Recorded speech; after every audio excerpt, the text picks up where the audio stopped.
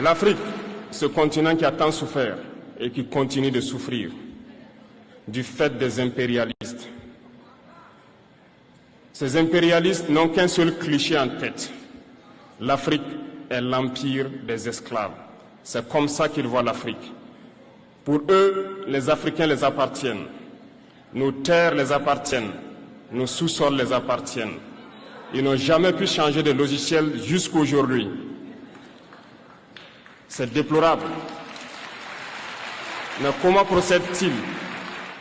C'est malheureusement depuis donc ces années 60 où ces simulacres d'indépendance ont été donnés à l'Afrique. Ils n'ont juste fait que placer des valets locaux à la tête, selon eux, de leur sous-préfecture pour pouvoir continuer à les alimenter. Ces valets locaux que nous allons qualifier aujourd'hui d'esclaves de salon n'ont d'autre repère que de chercher à vivre comme le maître, à satisfaire le maître et à faire tout ce que le maître lui dicte. Ils volent, ils pillent nos États, amènent tout chez le maître et leur richesse est conservée chez le maître. Ils font tout pour vivre comme le maître et toujours le satisfaire. Lorsque le maître commande, ils exécutent. Savez-vous qui sont ces esclaves de salon? Eh bien, nous allons vous expliquer ce que c'est. Ce sont des individus qui n'ont aucune dignité, qui n'ont aucune morale, qui n'ont aucune personnalité. Mais le maître esclave a toujours su identifier ces individus.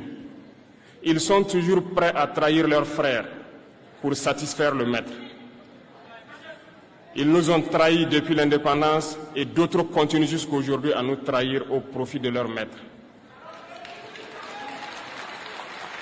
Ces individus continuent toujours, contre vents et marées, à piller l'Afrique, à aider le maître à piller l'Afrique. Ils se plaisent à le dire chaque année dans leurs sondages économiques.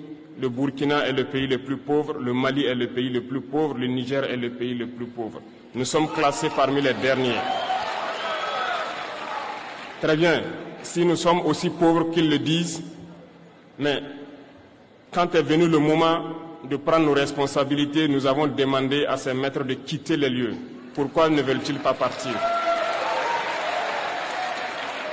Lorsque nous prenons le cas du Niger, depuis plus de 40 ans, certains pays exploitent l'uranium pour produire de l'énergie chez eux.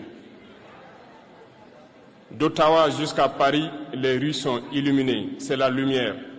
Mais au Niger, c'est l'obscurité qui nous est servie. Lorsque vous partez dans nos États, nos sols sont troués de toutes parts pour rechercher les métaux précieux tels que l'or. Mais souvent, il n'y a même pas la moindre route accessible pour atteindre les zones où ils exploitent l'or, encore moins certains services sociaux de base. Voilà pourquoi nous avons décidé de nous révolter et de prendre le destin de nos pays en main. Il y a bien d'autres exemples, mais lorsque nous avons décidé ainsi, eh bien, nous avons été approchés par certains esclaves de salon pour nous passer le message de leur maître. Parce qu'ils avaient créé cette sorte de chaîne polymère qui se relève à la tête de nos États pour les servir. Et nous sommes venus briser la chaîne. Et c'est inconcevable pour eux. Ils nous ont donc approchés et ils nous ont demandé de rentrer dans les rangs pour faire partir de l'élite qui doit diriger l'Afrique. Parce qu'ils ont une élite formée et formatée qui doivent suivre, qui sont incrustés dans cette chaîne-là. Nous avons refusé de rentrer dans leur rang. Et dès lors, les hostilités ont commencé.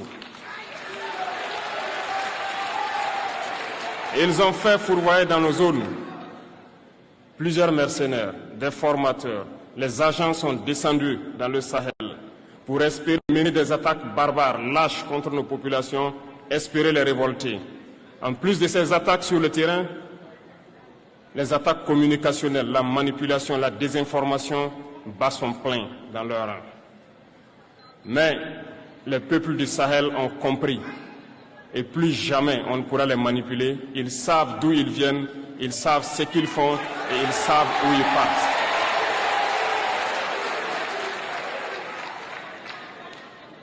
Nous n'allons plus permettre cela. Les gens sont éveillés et les gens se battent aujourd'hui, pas pour nous-mêmes, mais pour les générations à venir. Et merci à tous pour le combat qui est livré. Cela ne nous fait jamais pleurer. Nous n'allons pas trembler. Nous allons affronter. Nous allons nous battre pour l'indépendance réelle, pour notre liberté. Parce que pour faire peur au peuple de l'AES, ces individus n'ont que 3 termes dans la bouche: démocratie, liberté, droits de l'homme.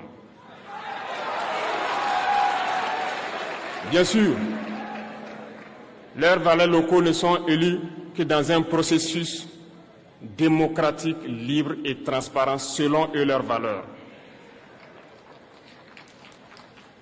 Quoi de plus normal qu'on veuille nous imposer cela, parce que c'est eux qui édictent les règles. Très bien, nous avons décidé de nous assumer.